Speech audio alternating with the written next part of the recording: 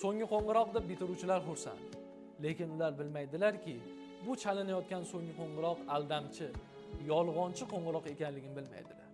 Chunki bu so'nggi qo'ng'iroq emas, balki o'sha bitiruvchini katta hayot sahnasiga olib chiqadigan va hayotning mashaqqatlariga, sinovlariga olib chiqadigan yo'lni ogohlantiradigan birinchi qo'ng'iroq hisoblanadi. Demak, bu so'nggi qo'ng'iroq emas, birinchi qo'ng'iroq deb ataladi. Hali tayyor turingki, oldinda juda ham ko'p qo'ng'iroqlar bor. Hayotni katta zarbalarini oldida turganligingizni anglatadigan bunday qo'ng'iroqlar ko'p. Bu chalinayotgan so'nggi qo'ng'iroq o'shalarning birinchisi, ya'ni debochasi bo'ladi. Eslang, maktab davri, o'quv yurtlarida ota-onangiz sizga pul berib, nima deydi? Bolam, mana bu pulni oling, maktabda qoningizni to'ydirasiz.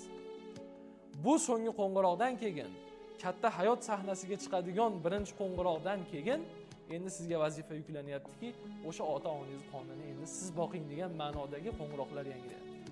Bu boya aytganimizdek debochasi. Bunday hayotning sinovlari, mashaqqatlari hali juda ham ko'p. Shuning uchun bitiruvchilar tayyor tursinki, hayotlarda birinchi qo'ng'iroq yangradi. Qanday qo'ng'iroq? Hayotning sinovlariga kiradigan birinchi qo'ng'iroq yangradi. Bu so'nggi qo'ng'iroq emas, yolg'on qo'ng'iroq.